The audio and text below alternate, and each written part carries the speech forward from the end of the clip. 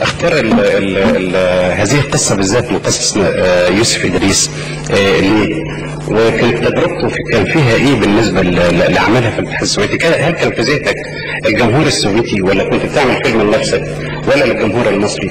هي انك يكون الممثل عايش الدور خارجيا وداخليا بكل كادر، بكل تفصيله، بكل معاناه، لان الناس اللي هم اشتركوا اولا الوحيده البروفيشنال فيهم هي الام، الباقي كله ليس له دعوه بالتمثيل اطلاقا او بالسينما، ما عدا الفاميلي الوحيده اللي مكرره هي بنت تاركوفسكي المخرج السوفيتي، وهي طالبه في المدرسه بس عشان الشبه وعشان انا جربت كذا واحده فجت. ده التجاوزات ما كانوش ممثلين محترفين، وده اللي ادى الى صعوبه في الشغل معاهم.